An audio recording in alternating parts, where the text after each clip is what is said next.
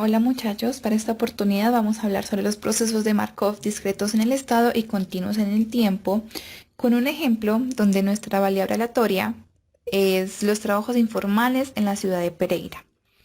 El primer paso es tener las estadísticas del DANE con variaciones en trimestres para la población informal en la ciudad de Pereira desde el enero de 2016 hasta enero del 2019. El segundo paso es realizar la prueba de bondad y ajuste para estos datos. Entre nosotros tenemos dos posibilidades de realizarla. La primera es realizarla por medio de Excel, que nosotros ya lo vimos en el video anterior. O la segunda es realizarla por el programa EasyFit, donde lo podemos descargar y tenemos una licencia gratis por 30 días.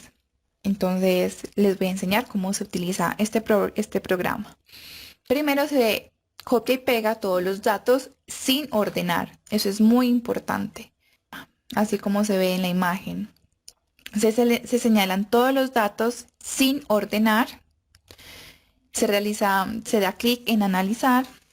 Después en ajustar distribuciones. Se debe verificar que el dominio de los datos estén en continuos. Y por último se da OK. Y nos aparece donde lo que está señalado es el comportamiento de las distribuciones que más se nos aparece a nuestros datos. Entonces, para este caso, el comportamiento de los datos de la población informal en Pereira sigue una distribución de probabilidad principalmente Johnson. Por lo tanto, cumple el primer requisito de una variable aleatoria. Seguidamente, que se verifica que nuestros datos siguen una distribución de probabilidad, se debe organizar en una tabla donde a cada dato le corresponde un estado y a este estado le corresponde un intervalo. Entonces, para esto, primero tenemos que aplicar la regla de Sturges, que ya la vimos en el video anterior. En este caso, nuestro n es 35, entonces lo reemplazamos en la fórmula y nos da que k es igual a 6.129, donde esta va a ser nuestro número de clase, donde para este caso también va a ser el número de estados. Ahora debemos saber cuáles son nuestros intervalos superiores e inferiores que conforman cada estado. Para esto debemos encontrar nuestro R, donde R es igual a X máxima menos X mínima. El X máxima es el número máximo de nuestros datos y el X mínimo es el mínimo de nuestros datos. Para este caso, X máxima es 165 y el X mínima es 166. Por lo tanto, nuestro R va a ser igual a 19.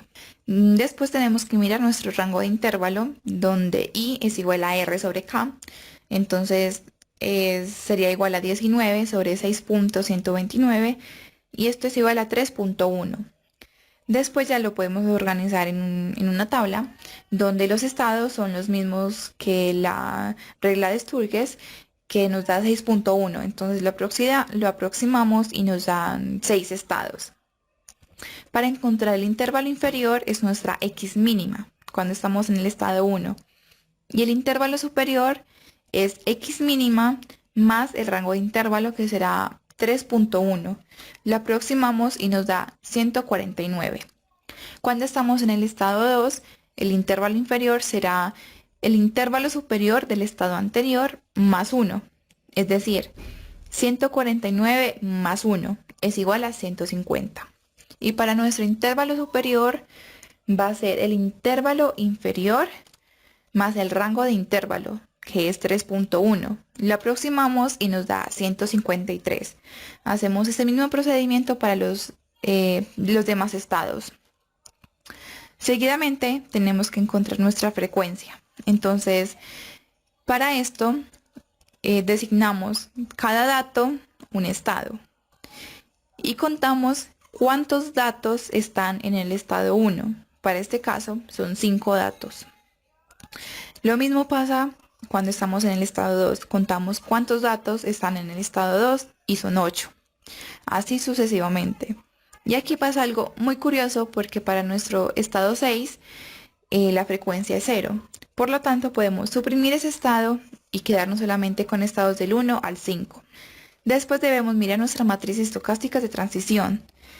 Esa matriz estocástica se conforma de H y J, que es el número de transiciones desde I hasta J, sobre el número de periodos de observación, lo cual es igual que las tasas de transición, y tiene dos características nuestra matriz. La primera es que la diagonal es negativa y la segunda es que la suma de filas tiene que dar 0. Entonces ya sabemos que nuestra diagonal es negativa, por lo tanto tenemos que mirar qué pasa cuando estamos en H12. Entonces miramos cuántas veces pasamos del estado 1 al estado 2, y en este caso es solamente una vez. Entonces decimos que para H12 es 1 sobre 35. ¿Y por qué 35? Porque es el número total de nuestros datos que tenemos, ¿sí? Entonces miramos qué pasa cuando estamos en H13. Entonces miramos cuántas veces estamos en el estado 1 y pasamos al estado 3. Y en este caso también es una vez. Entonces será 1 sobre 35. Para nuestra H14 y H15 contamos que es 0, ya que nunca pasamos de estar en el estado 1 a estar en el estado 4 o en el estado 5. Lo mismo pasa con las demás H y J. Y después de que tengamos todas nuestras H y J, tenemos que mirar la diagonal. La diagonal va a ser las sumatorias de nuestra fila. Entonces, por ejemplo, cuando estamos en la primera fila, tenemos que 1 sobre 35 más 1 sobre 35 es igual a 2 sobre 35. Por lo tanto, nuestro H11 va a ser menos 2 sobre 35. Nuestro H22 va a ser menos 5 sobre 35. Nuestro H33 va a ser menos 7 sobre 35. H44 menos 4 sobre 35. Y el H55 va a ser menos 1 sobre 35. Finalizando, esto nos cumple todas las reglas, que son diagonal negativa y la suma de las filas es 0. Después que ya tenemos nuestra matriz estocástica de transición, tenemos que es necesario calcular los valores y vectores propios de dicha matriz. Esto es con el fin de encontrar las ecuaciones diferenciales que nos permitirá modelar nuestro problema. Asimismo, el encontrar los valores propios es la segunda y última prueba que nos permite demostrar que nuestra variable es aleatoria y que podemos trabajarla para este problema de procesos de Markov discretos en el estado y continuos en el tiempo. Entonces, nosotros lo podemos calcular por MATLAB, o si no, hay un programa online que se llama Octave. Entonces ustedes pueden buscarlo por internet, por Google, Octave Online, y ya pueden trabajar directamente por ahí, que es lo mismo que MATLAB, pero online. Para ingresar nuestra matriz, decimos que A es igual a, abro corchetes, se ingresa todo el valor de la fila, luego punto y coma para diferenciar que sigue otra fila, y luego se cierra corchetes. Entonces le damos enter y en la página nos aparece ya nuestra matriz como tal. Después tenemos que calcular los valores y vectores propios. Para esto hay una fórmula donde se abre corchetes, v, w, se cierra corchetes, es igual a E y G, se abre paréntesis, A transpuesta, se cierra paréntesis, se da enter y automáticamente el programa nos arroja v, que son los vectores propios, y w, que son los valores propios de nuestra matriz. Entonces ustedes pueden observar todos nuestros valores propios tienen que ser negativos y ceros. En este caso, para nosotros tenemos que todos los valores son negativos, pero cuando tenemos lambda 4, tenemos que ese valor es muy chiquito, donde se aproxima a 0. Por lo tanto, ese lambda 4 va a ser igual a 0. Entonces, como nuestros valores propios son negativos y tenemos un 0, se puede obtener las ecuaciones diferenciales que representa la cadena de Markov estable en el tiempo. Y nuestras ecuaciones diferenciales nos entregan dos elementos, unos transitorios y unos estables, donde el estable está asociado cuando lambda es igual a 0. Por lo tanto, nuestros valores propios quedan de la siguiente forma, lo que significa que el trabajo informal en la ciudad de Pereira es un proceso estocástico marginalmente estable. Esa es la condición más importante para poder seguir analizando a los datos, pues el sistema nos entrega una parte constante que indica las probabilidades de estado estable que son independientes de las condiciones iniciales del proceso, y una parte transitoria que se utiliza para realizar proyecciones de corto plazo. Para resolver el sistema de ecuaciones diferenciales es necesario un vector de probabilidad inicial. Por lo tanto, decimos que nuestro vector de probabilidad inicial es cuando t es igual a 0. Entonces, tenemos que P0 va a ser igual a 1, 0, 0, 0, 0. Y para el cálculo de las constantes, tenemos que son 5 constantes porque son 5 estados, donde las constantes va a ser igual a V, donde nuestro V son los vectores propios, elevado a la menos 1, por nuestro vector de probabilidad inicial. Ya realizamos el cálculo y nos dan que C1 es igual a 0.08, C2 es igual a menos 0.26, C3 es igual a 0.7, C4 es igual a 0.44 y C5 es igual a 0.46. Seguidamente ya podemos encontrar nuestras ecuaciones diferenciales por la siguiente fórmula, que es PT es igual a la sumatoria de CI por VI por E elevado a lambda I por T. Entonces expandimos nuestras sumatorias y reemplazamos cada término y obtenemos las siguientes ecuaciones diferenciales. Se puede observar que en cada ecuación hay un término que no depende de la variable t, los cuales son donde el coeficiente de Euler, ¿sí?, es 1. Y la constante que cada término tome corresponde a la estabilidad del sistema en cada estado. Es decir, la probabilidad de un estado después de un t muy grande. Después debemos mirar nuestra frecuencia de ocurrencia de un estado, donde hace referencia a la cantidad de veces que se presenta un estado durante el tiempo. Para esto tenemos la siguiente fórmula. Fi es igual a Pi por la sumatoria de H y J, donde Pi es igual a la probabilidad de estado estable, ¿sí?, donde nosotros ya la encontramos, es la constante cuando Euler está elevado a la 0. Y ahora, nuestra sumatoria de H y J no se puede tener en cuenta nuestra matriz negativa, porque la sumatoria sería 0. Entonces solamente se suprime el coeficiente negativo y se suma el resto de constantes. Entonces realizamos ya la multiplicación, donde tenemos que, por ejemplo, cuando estamos en el estado 1, que 2 sobre 35 por 0.22 es igual a 0.01277. Entonces esa sería nuestra frecuencia de ocurrencia de un estado.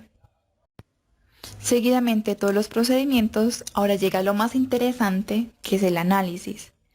Entonces, para nuestra variable aleatoria, que es el trabajo informal en la ciudad de Pereira, tenemos que la meta pereirana para el año 2030 es que esta cifra sea máximo de 125.124 empleados, ¿sí? Por lo tanto, vamos a mirar qué pasa si es verdad que podemos llegar a esa cifra o no, según los datos que tenemos desde enero de 2016 hasta el enero de 2019. Entonces, por esto vamos a hacer una proyección en 11 años. Lo primero que debemos saber es saber cuál es el valor de nuestra T, ¿sí? Porque listo, sabemos que vamos a proyectar a 11 años, pero nuestros datos están en trimestres. Entonces tenemos que trabajar siempre en trimestres porque nuestros datos están en trimestres. Ahora, sabemos que un año lo conforman 4 trimestres. Entonces, en 11 años, ¿cuántos trimestres vamos a tener?